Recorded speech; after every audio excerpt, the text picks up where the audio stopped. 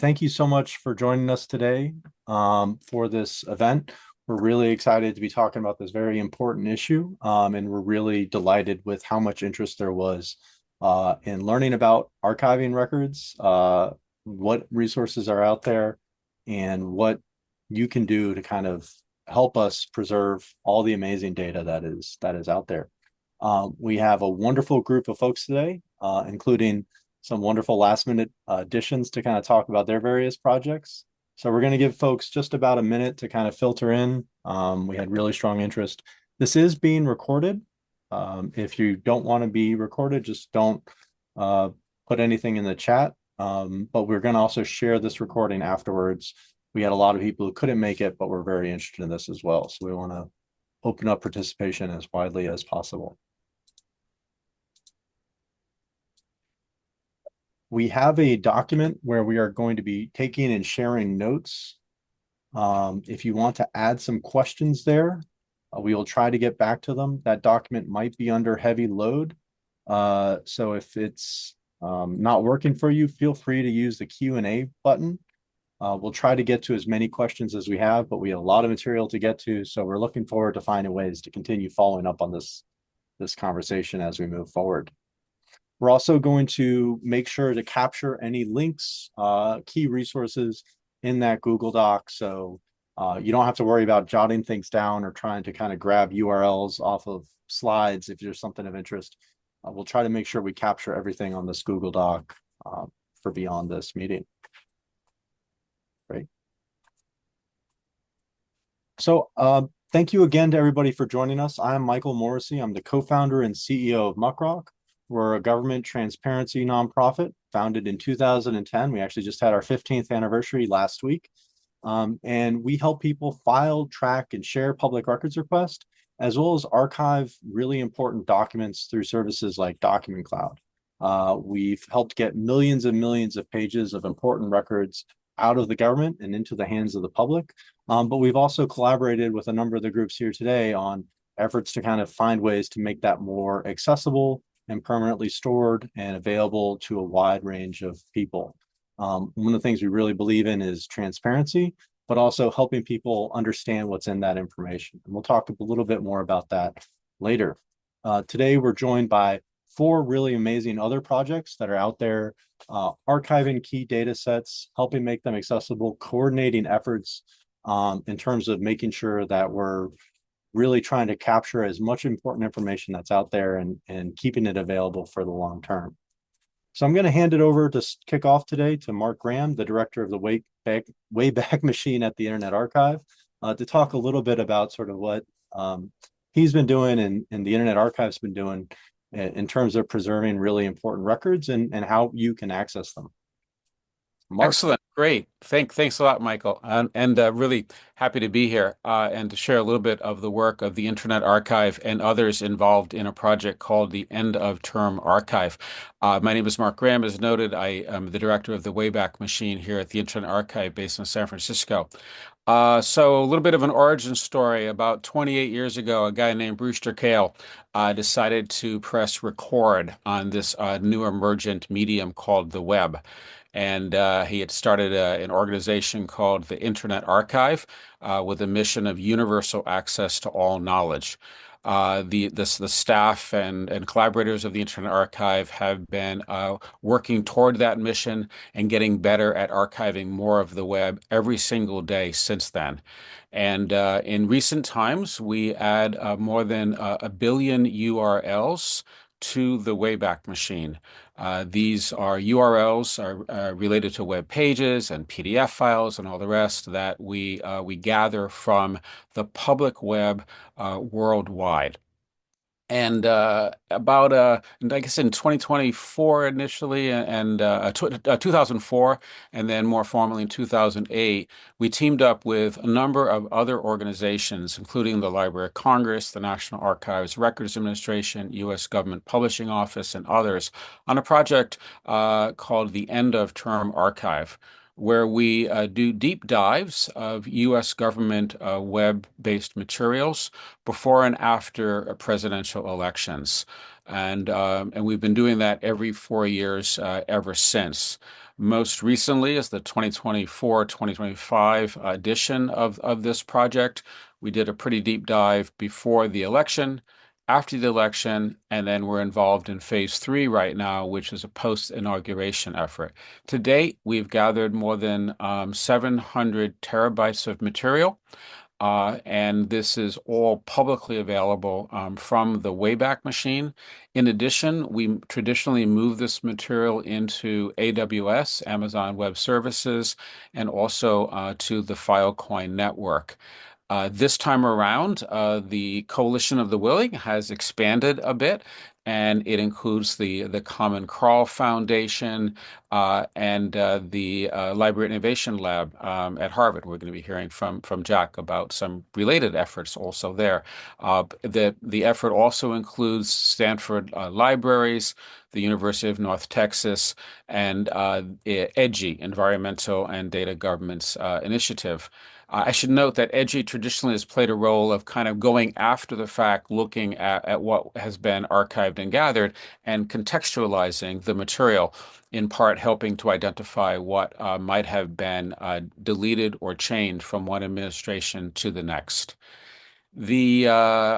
Interesting little use case, I guess. A day or two ago, the Department of Justice tried to claim that, oh, it's okay. Doctors were not damaged by medical information being taken off of U.S. government websites because it was available from the Wayback machine.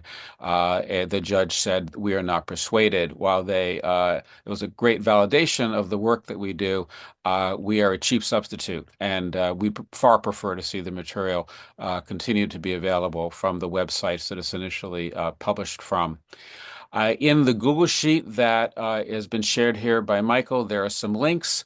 Any one of you can submit a URL to the Wayback machine by going to web.archive.org. On the bottom right, you'll see something called Save Page Now. Put a URL in, hit a return key, and it will be archived in near real time. I also put in a URL to a interface where one can submit a Google Sheet, a sheet of up to thousands of URLs in column A, and we will archive those as well. We've been working to make these materials useful to folks, more easily discoverable. And so if you go to the Wayback machine, once again, web.archive.org, down at the bottom, you'll see something called Collection Search. And we've been building full text indexes of many of our collections. MTV News, for example, or old services that have gone off the net, including end-of-term archive efforts that we've been involved in. You can help us get better at what we do by making suggestions. So info@archive.org is a catch-all email address that you can make requests of things you think we should be archiving that maybe that we aren't, or ways that you think we could make our services more usefully available to people. I should note that our work is supported by the more than 150,000 individual donors that contribute to the effort. And most recently, this particular end-of-term archive effort was supported by, in part, the Filecoin Foundation for the Decentralized Web and Bloomberg Philanthropies. And I welcome any questions that folks might have, and I'll give up the rest of my time to other of the folks here who are waiting to present. Thank you very much. Great. Thank you so much, Mark. Um, I dropped the Google Doc link back into the chat if you missed it, but we're going to save most of the questions for the end. And so I'm excited to introduce Sarah. Sarah, do you want to talk a little bit about the work that you've been doing? Uh-oh, wasn't ready for that. So I recently joined Big Local News, which is a group out of Stanford University that tries to collect data that will be of use to local reporters that may be too difficult or too large for them to deal with. So we've been focused in the last couple weeks on gathering data that has a local element to it. An example might be federal contracts where there are local contractors or grants, or some of the county level data from the IRS and things like that. So the goal there is to try to capture data that has been pretty readily available for a long time, and that we're concerned will not be available anymore. The other effort there is, and we'd love for anyone on the call to join in and help with this, is to start making story recipes that reporters can use when these fast changes come along from the administration to see what kind of an impact that they might have locally and to get some sources, whether they're individual people or places they can go, office buildings that they can go to. I see Mike Stuck is here. He recently, I think, just got the data that has a list of every GSA building in the country so that, if you want to know that there's an agency that's going on, where is your federal building? I think one of the things that we're really focused on is that for most local reporters, the federal government really hasn't been a very important part of their jobs. A much bigger part of their job is state and local government coverage. So a lot of folks are not very familiar with the different agencies that are in the federal government, the different data sets, and how they can be localized. So that's really the effort that Big Local is going on right now. We'd love for anyone to join us. And if you're not a member yet, if you can sign up if you're a reporter and you can have access to any of the open projects. Almost any project will eventually be open.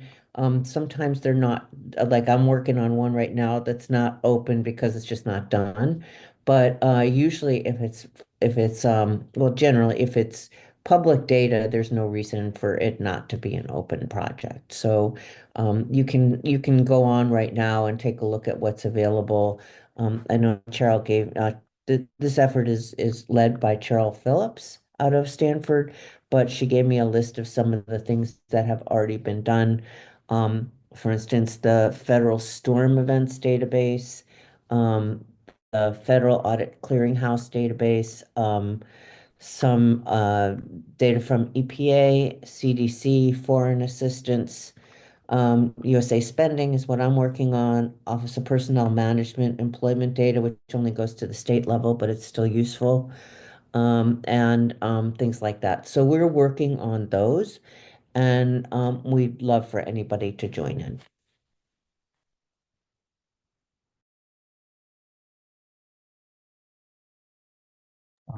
Great. Thank you so much, Sarah. Jack, do you want to talk a little bit about sort of your efforts and how people can get involved? Absolutely. Thanks, Michael. So I'm Jack Cushman. I direct Harvard's Library Innovation Lab.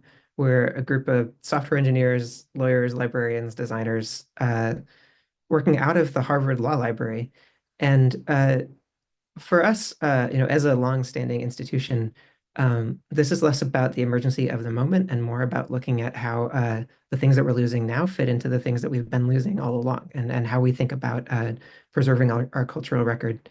The core problem that we have today and every day is that on the internet, there's very little incentive to keep more than one copy of anything. It's very hard to justify, I'm going to have a second copy of PubMed if the first copy of PubMed is right there and working fine, and you could be building something else.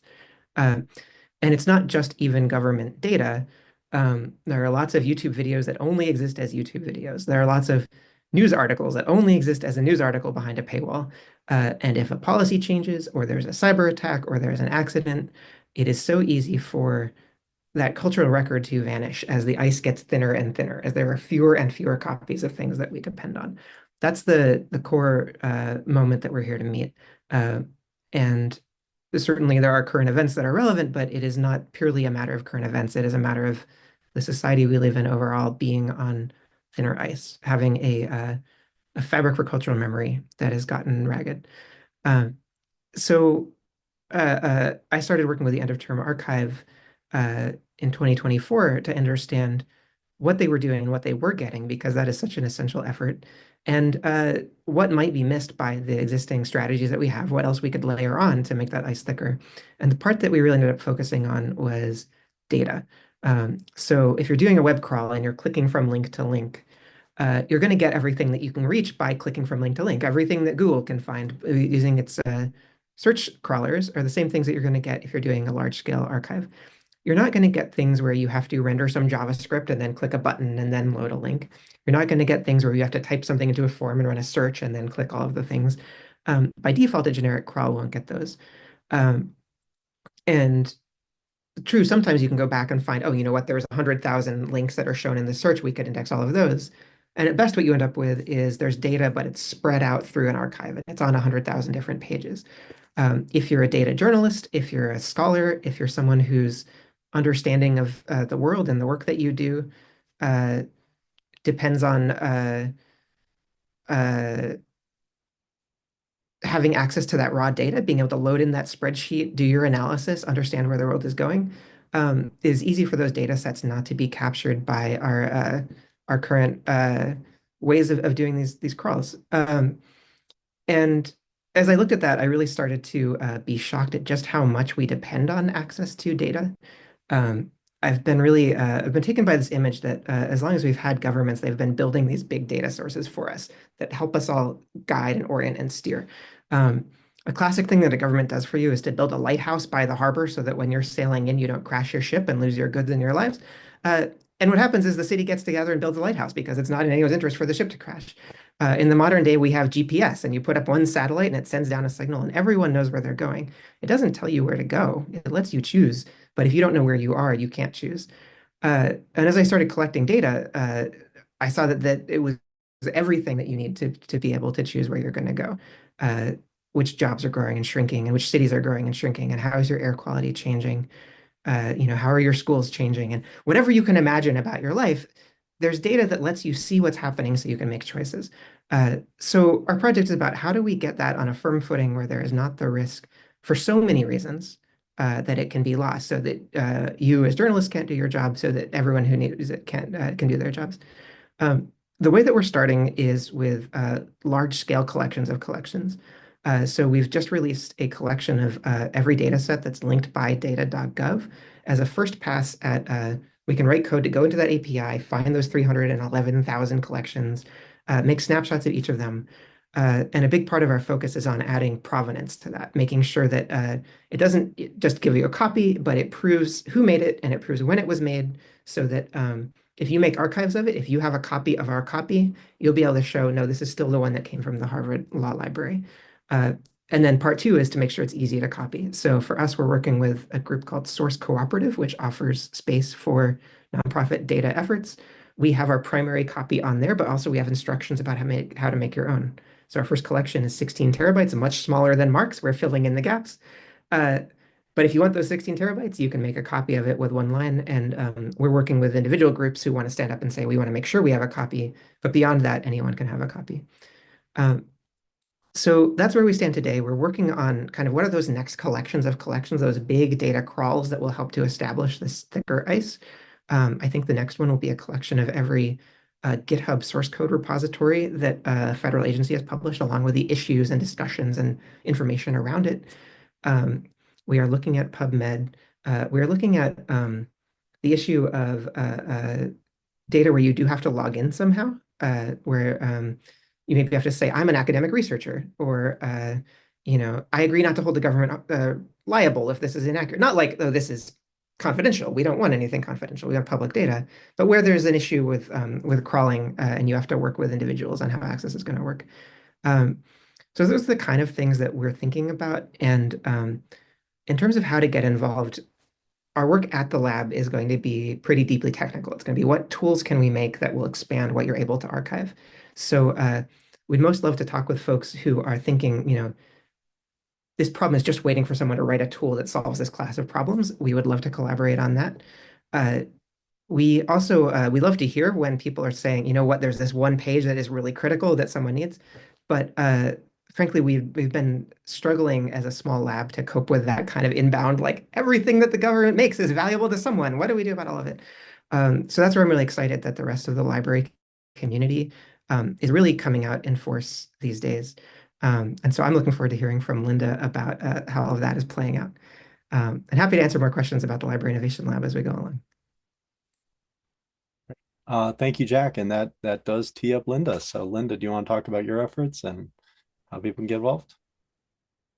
Awesome. Yeah, and I'm going to be one of those people that has slides. I'm sorry, we're the newest effort, so it's probably necessary in our case. So I'm thanks for inviting me. My name is Lynda Kellam. I'm the secretary of IASSIST. We are a part of the Data Rescue Project, which is a coalition of members of data librarianship organizations. Specifically, these three IASSIST, Data Curation Network, and RDAP Association.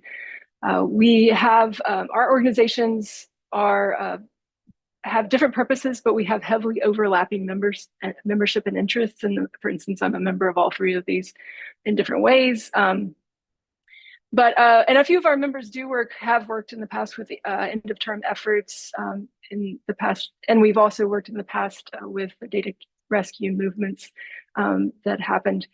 But our purpose, our real goal, is to help to find data and ensure its longevity.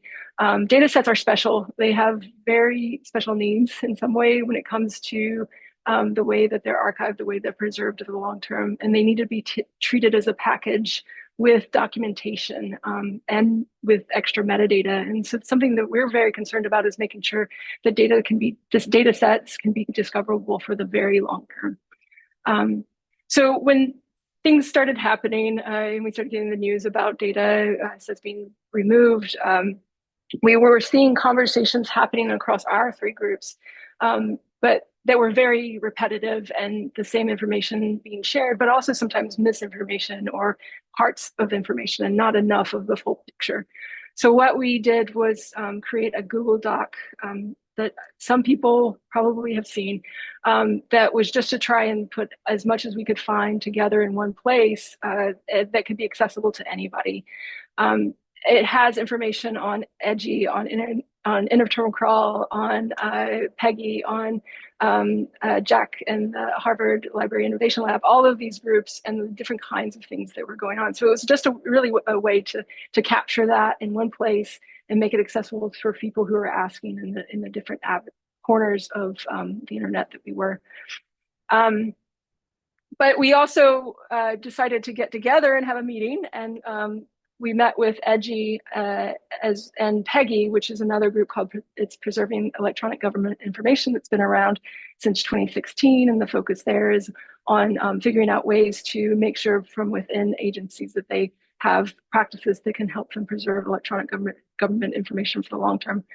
And we also had members of SUCHO, which is the Saving Ukrainian Cultural Heritage group that did a large project when the Ukrainian war started.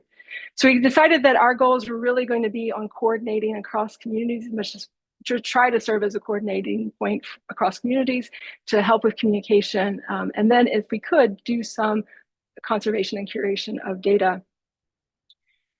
Part of that communication was just creating a Blue Sky channel. We no longer have Twitter, sadly, in the same way that it used to be. So we've seen a lot of academics move over to Blue Sky, and we decided to take advantage of that.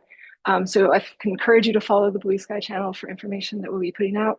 I do want to point out the dates on this because this has been a quickly evolving situation for us as well.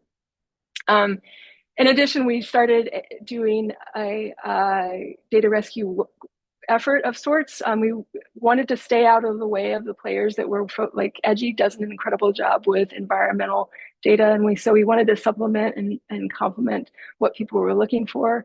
In our case, we were looking at agencies that were going to be smaller or that were more social science focused, because many of us are social science librarians, not all.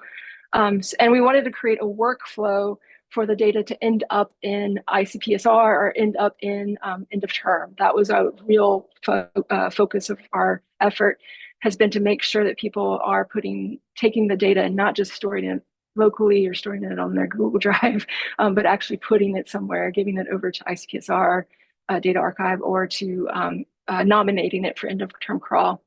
So as you can see in our workflow, that nominating the links is part of that workflow. We've had great success, and over the weekend, I just want to give a big shout out. I mean, it's not a lot. We have about 300 people who've signed up since last week to find out information or just either become very engaged or just to learn about what's going on.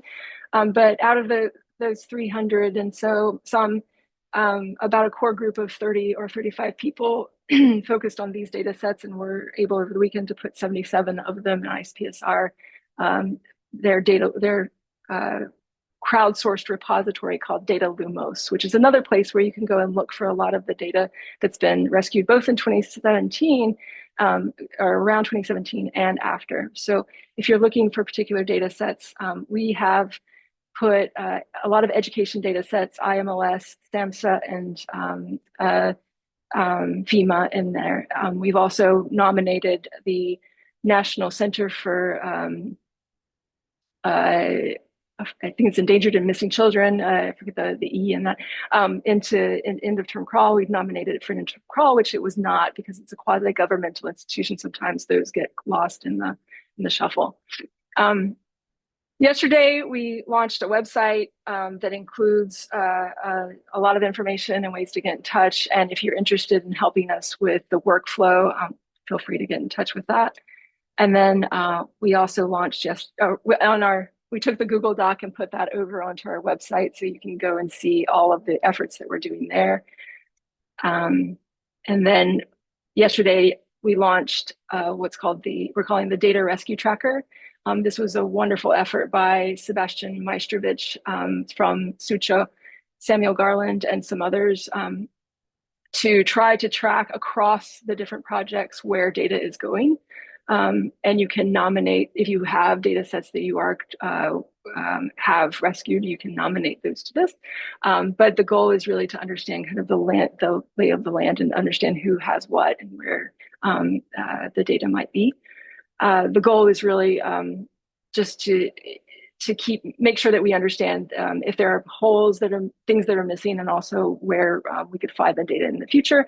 And then our next focus will be to figure out ways that we can help with metadata creation for these data sets, both for Data Lumos and the ISPSR, but also Internet Archive. We would love to help out as we can. We have a huge group of data librarians who are very excited and want to help, and more than data librarians. So the point is that our group is really about a grassroots effort to coordinate and help harness. There's a lot of energy, people who want to know what's going on and who are very concerned about what's going on. And so we really want to try and coordinate and harness that energy. I think there's a tendency, not with anybody here, but sometimes I think there's a tendency to think, oh, well, they have it, they can do it, it's all fine. And that's something that there were people who just wanted to get involved and be a part of helping out. We also are hopefully filling a gap to reach across divides. We have a lot of academics who've gotten involved. The data hoarder community, who knew that, I didn't know that was a thing until this all started. They've gotten involved, so it's been wonderful to get in touch with them and know them. But their ultimate purpose is, as Jack's pointed to and Mark's pointed to, and all of us have pointed to, is saving our public data heritage is a long-term thing. It's something we should always be concerned about. And this is our nation's data. This is what our heritage. And so it's something that we as librarians are very concerned about for the future. Thank you very much. Great. Thank you so much, Lynda. I also have a slide deck that I would just very briefly run through. We have a lot of amazing questions. Thank you, everybody, for dropping them in there. I think we've got about 50 something questions to get through, so I want to just run through this very briefly. But one of the things with MuckRock we're always really interested in is how can we kind of make it easier to kind of get involved in this critical work. And so there's two things that I just wanted to highlight that you could do right after this call, or even on this call if I start droning on too long. And I saw a few people start submitting already, but we have a current call to action on our homepage as well as in the Google Doc. One of the things that we're really interested in is trying to get some of what's actually happening behind the scenes. We're seeing data disappear. We're seeing documents disappear.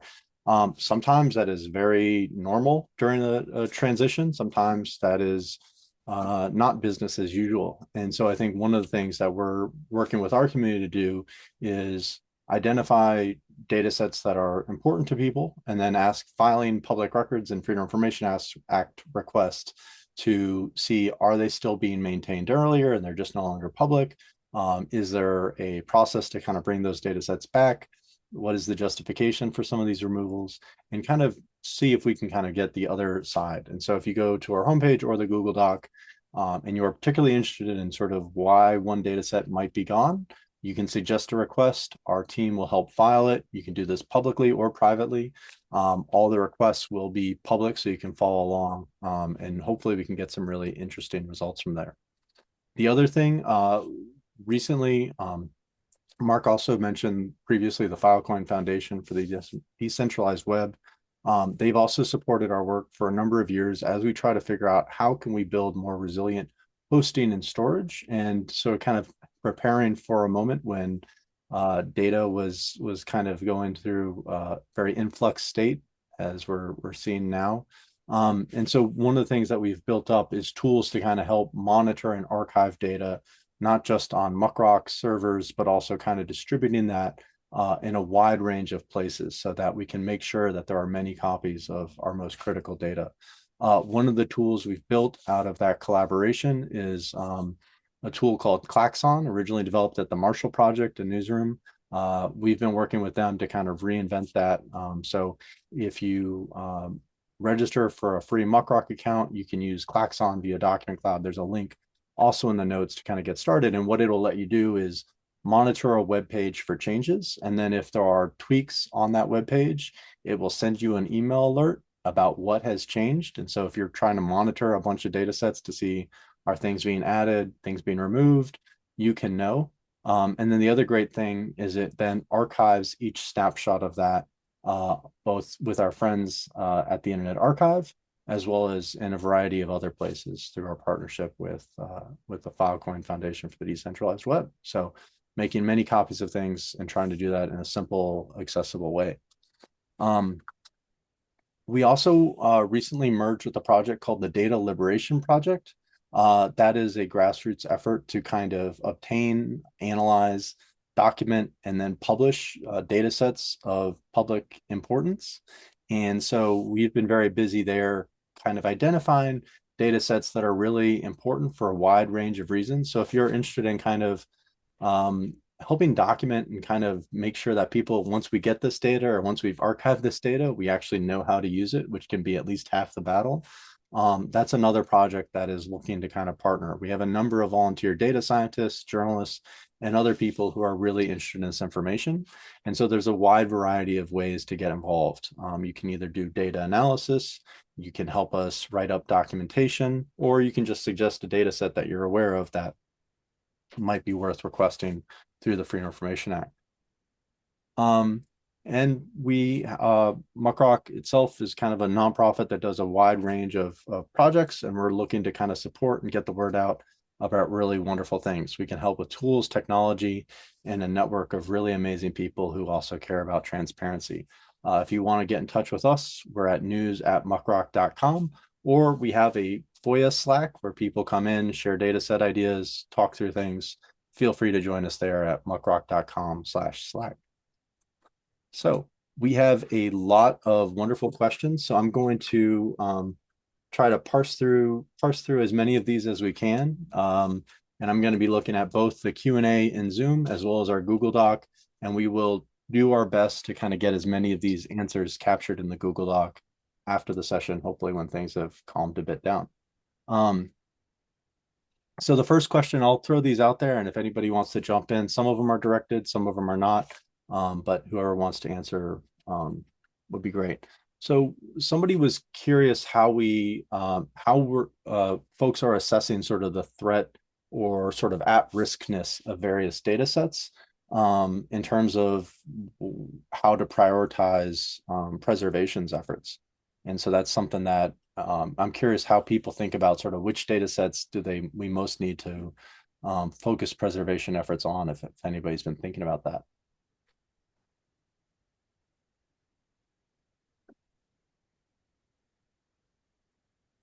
Mark, I saw you unmute. Yeah, go ahead.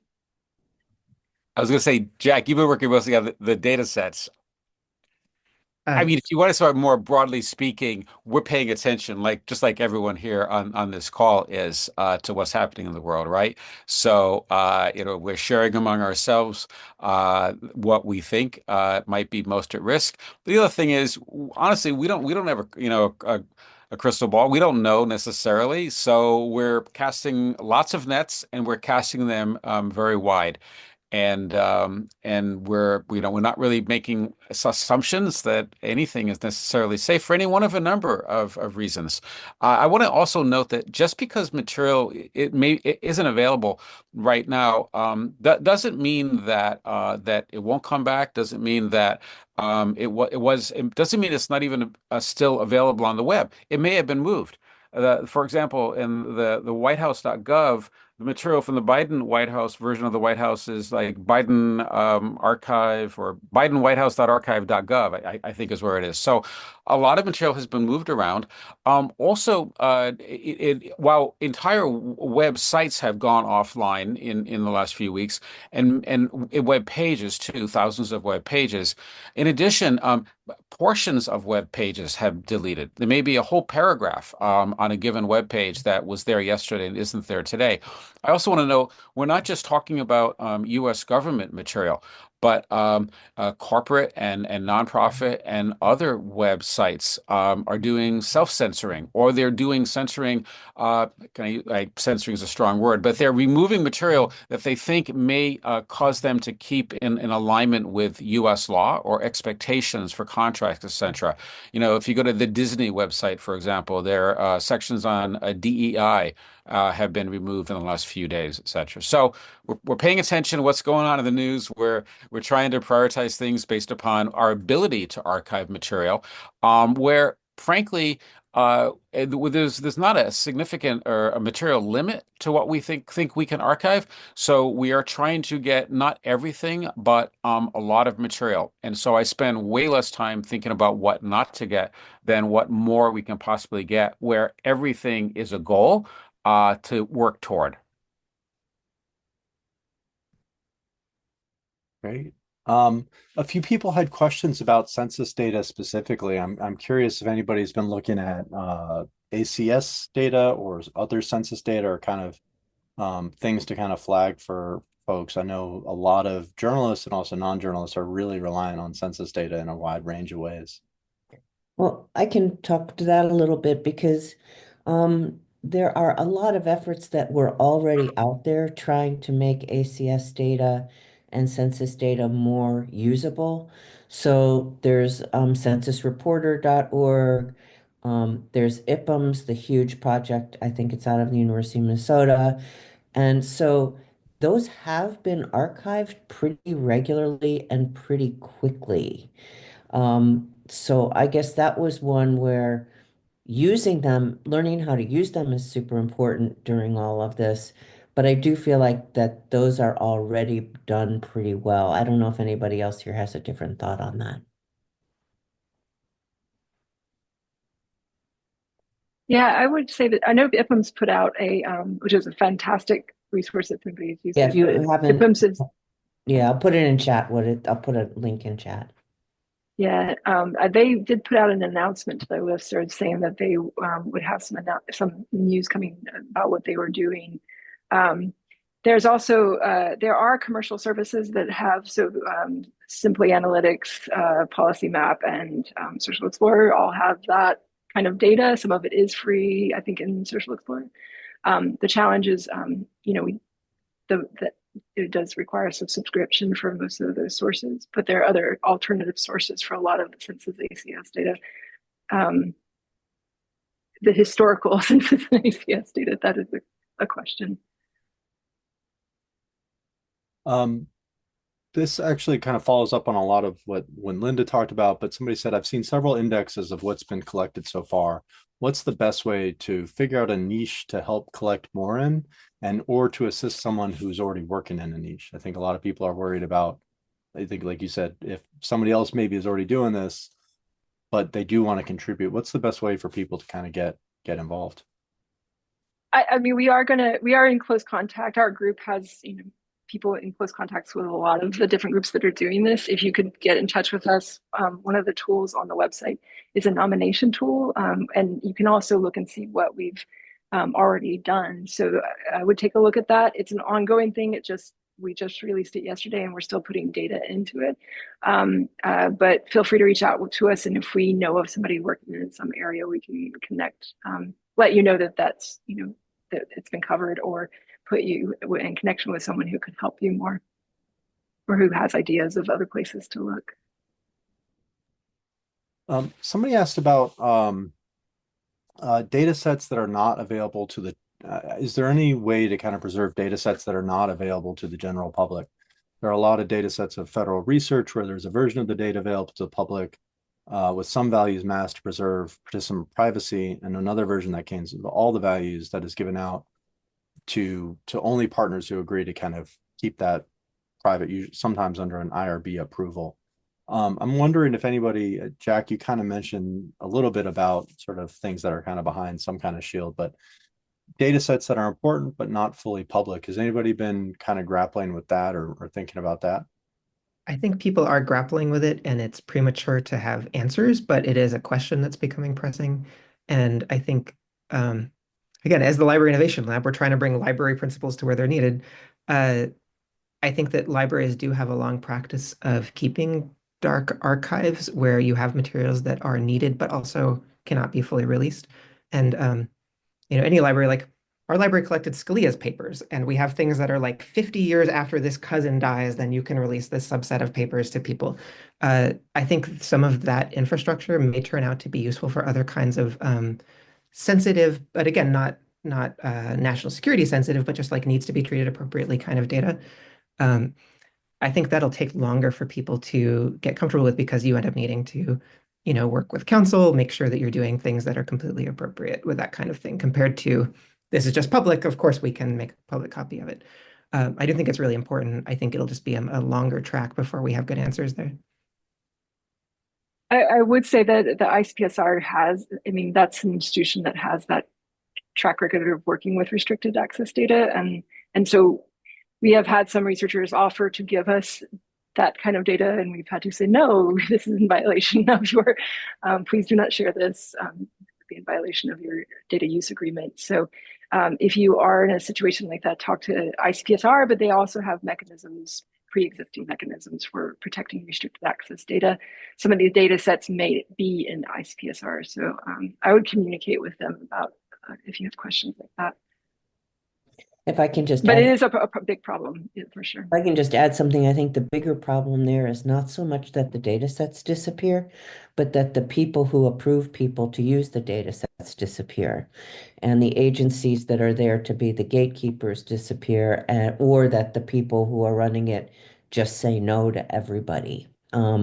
So in some ways, this is a human issue more than a data issue for a lot of these restricted access ones. I saw a few variations of this question, but I think it's a really interesting one. How concerned are you about federal data sets being inconsistent from here on out, particularly healthcare related data? For instance, if a certain survey like the Youth Risk Behavior Surveillance System reported gender identity through 2024, but stopped collecting that data in 2025, would the data set be problematic going forward, or worse, potentially useless? Curious if anybody's been thinking about that.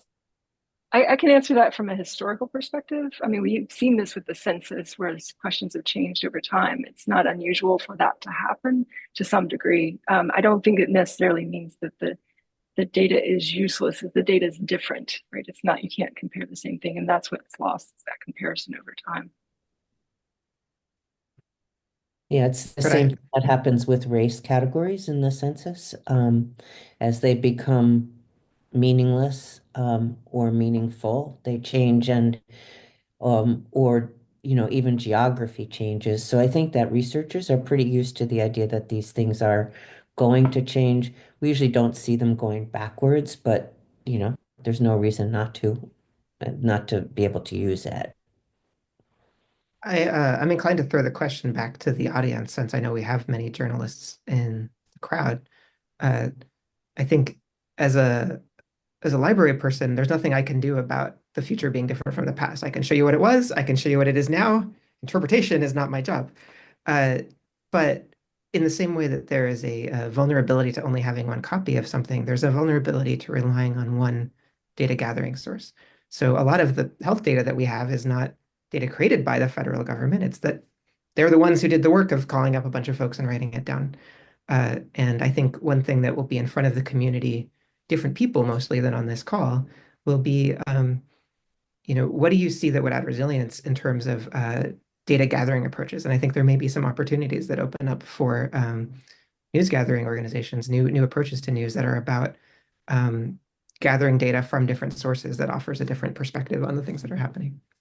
I guess would add that, at the beginning of COVID, during the Trump administration of COVID, with the Atlantic and with Bloomberg Health and with the efforts that the New York Times were doing, the federal government wasn't doing a very good job of collecting information on deaths or on cases for a long time.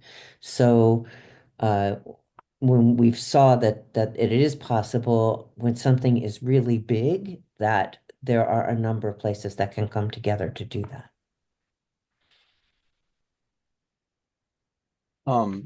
This was to Jack, but also feel free for anybody else to jump in. You brought up PubMed. Do you know if there are any efforts to mirror NIH NLM sites such as PubMed and Medline to protect access and content? Uh, we're investigating aspects of PubMed, and I don't understand the complexity of that challenge enough to know the right answer to that. So I'll say there are some efforts, but I don't know if they're comprehensive or what's left to do. I don't know if others kind of know enough to say that it's done and you don't have to worry about it.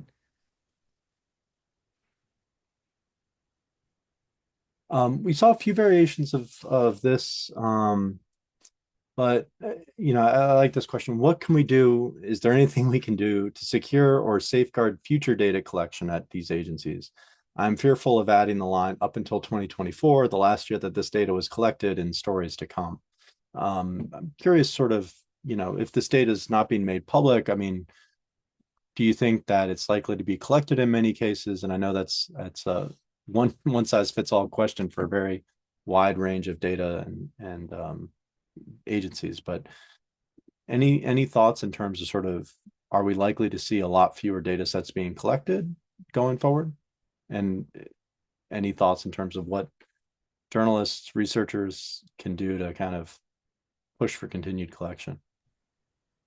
I would just say that, almost every data set is required by law that is public. So, Congress passed a law and their OMB has to then go through the process of deciding exactly how to collect the information for that law. Um, there have been times when uh, administrations have very deliberately changed, removed information from forms and from data collections because they didn't want to have to deal with the answers. One example was during George W. Bush, some of the labor union information. What they did was add a lot of really private information on the union officials so that the unions didn't want that form anymore. So kind of there are ways to play around with it, but it does require a little bit of sophistication and time. So I think that changing an information collection is a lot harder than just ignoring it. Um, so right now we're seeing things that are easy to do. It's easy to change a web page. It's hard to go into the bowels of a database and change it. So it's kind of like so, but it's also easy to say stop all work, a lot harder to say, make this little change here so that like, we get what we want. So I think that's going to take a little time, but we definitely have somebody at the helm at OMB who wants to do that. So, and he's certainly sophisticated enough to do it. So I think that over time, it's a valid concern. In your estimate, are there sufficient resources for communicating the urgency of data and document loss right now? Can anyone comment on any known significant permanent data loss that maybe has already occurred that people might not be aware of? The one that I immediately think of are all the ethics forms and FARA information. I think that that's gone away.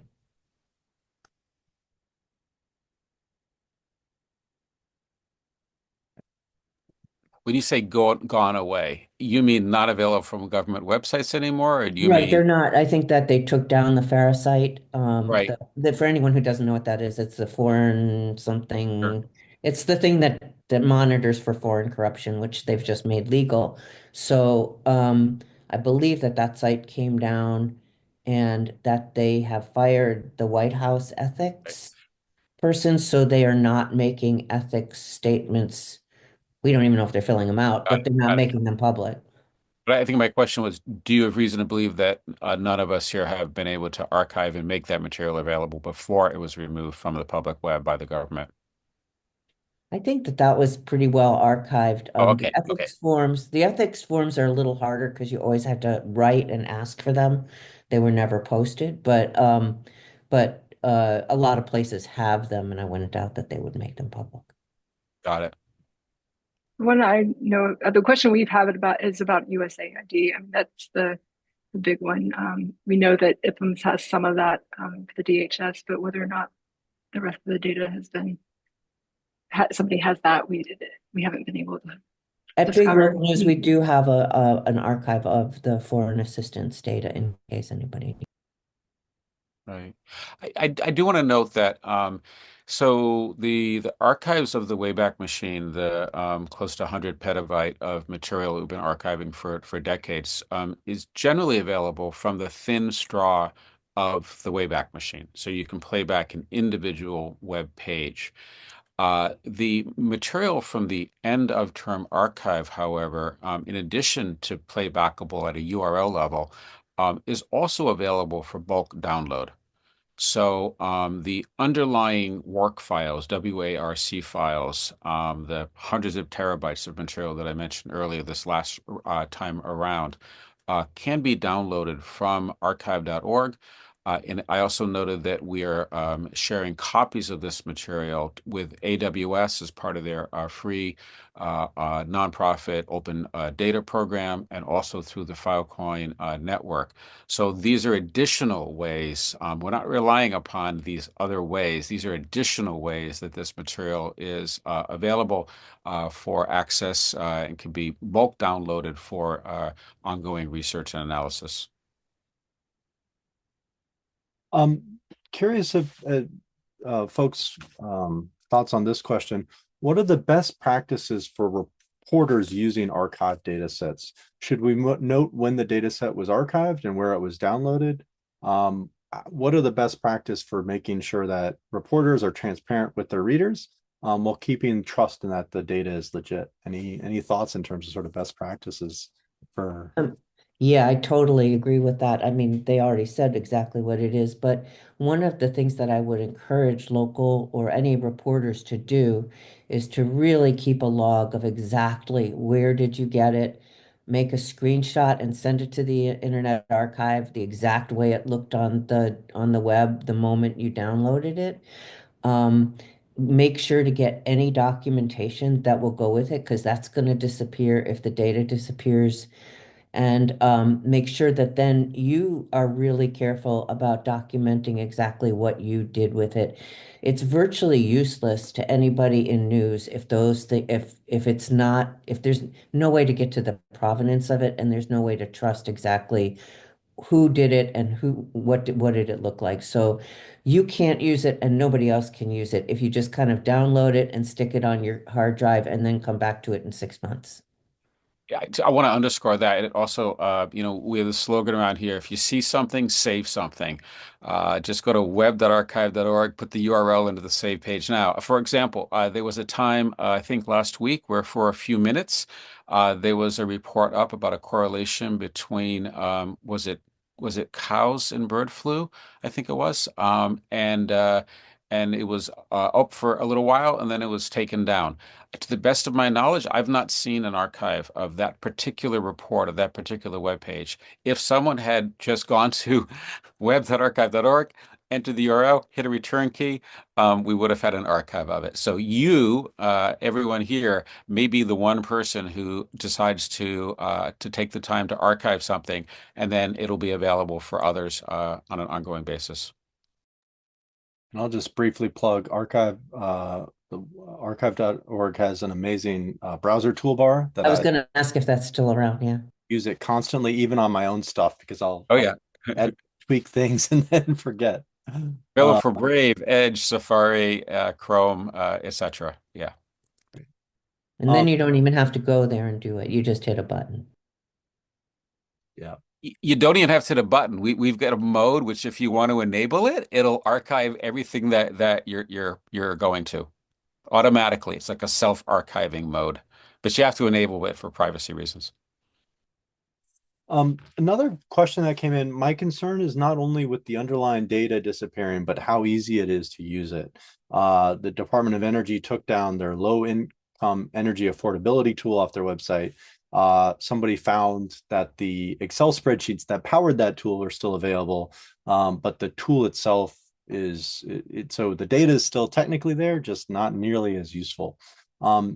Has anybody been thinking about archiving of these kinds of tools, or just continuing to kind of make data useful, as opposed to the raw data, which sometimes can be pretty tricky, as I think folks know? Yeah. Tool archiving is possible, but it takes a lot more individual attention and effort. So I know, for example, that Edgy did publish a copy of a particular tool that the climate community heavily relies on. And it required having a copy of the source code and a copy of the data and hosting it on a new website. So much more expensive effort than most archiving is. Um, that is a layer that's going to be needed for the kind of essential tools that a given large communities need when they have enough resources to do it themselves. The next best thing is a high quality web archiving tool can sometimes get copies of things, depending how the site is implemented. If you use something like the archive web page tool, which does a lot of back and forth recording of everything happening in the browser, if you're lucky, you may actually get a recording that lets you use the tool. It depends how much it depends on the server to run. Um, and then I think there's a downstream thing that this community is going to have to work on, which is how do we access and discover these data sets? So, for example, in my project, I have these 300,000 data sets that are right now just static files, but they're built in a layout where down the road we can make an access layer that will let you pull out individual files from them and potentially have viewers for common data formats and so on. So I think there'll be room for the community to build those kind of things, but it's certainly in my neck of the woods, there hasn't been time to work on it yet. Right. We have so many more wonderful. And just to say that is definitely something that Big Local News does, is try to make it useful. Right. Yes. We have so many wonderful questions that we're not going to have time for. We are going to send out a follow-up email with a copy of this recording, as well as updating the Google Doc as well as we can to kind of capture as much of this information. But we are looking forward to continuing to kind of work with various groups on this issue. Anybody, do we want to do a quick lightning round of sort of like best follow-up after this that you would encourage people to check out? You want to start, Mark? If you see something, save something. For me, the biggest challenge so far has been I knew people with problems and I knew people with solutions, but I didn't know how to connect them. So I really want to underscore the site that Lynda and her group have launched, the Data Rescue Project. I'm really hoping that'll emerge as the place where people with problems and solutions meet each other, and that's such a breath of fresh air. So don't let us down, Lynda. I'll be part of it. I hope everyone else can benefit as well. Pressure them out. I definitely communicate. I think communicating across disciplines, across our professions is really what we need to do. And talk to your librarians. They know a lot, and they have a lot of connections to help you. So get to know a librarian if you learn anything. Great. Well, thank you all so much. Thank you so much to our wonderful panelists. And we're looking forward to kind of continuing to work with this amazing community to help archive and understand all the data going forward. Have a wonderful rest of the day, and if you see something, save something. Thanks again.